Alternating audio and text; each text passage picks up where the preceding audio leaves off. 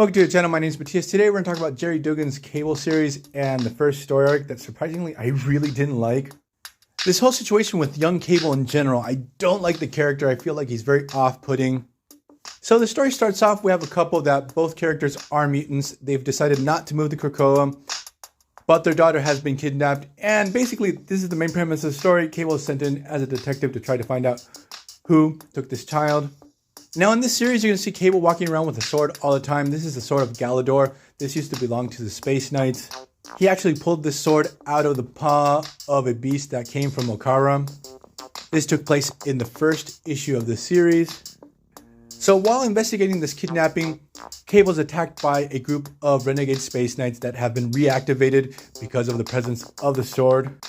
Now it's pretty cool that this story does reference what happened during the Hickman era on the Avengers, that Galador, the home of the Space Knights, was destroyed by the Builders during the Infinity crossover. This group of Space Knights were off planet when this took place and have been hibernating all this time. Now they want the sword back and they want to restart Galadorian society on Earth.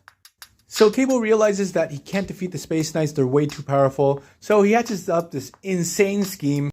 So he promises the sword to the Space Knights, but he tells them, look, I have to do one thing before I give it to you guys.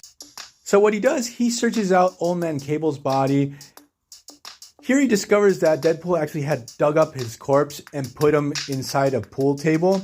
Like when I saw this moment in the story, I thought to myself, really? Like, I know Deadpool and Cable had a complicated relationship, but Deadpool really respected Nathan.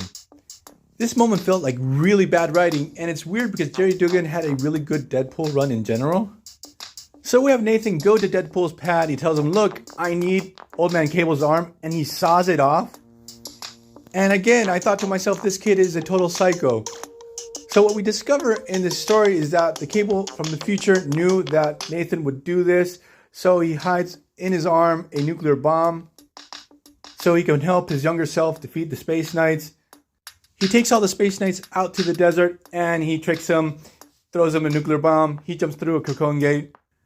Well, bam, the story's over. And I have to say that the only thing that I actually liked in these two issues was Cyclops. He actually acts like a father, a caring father.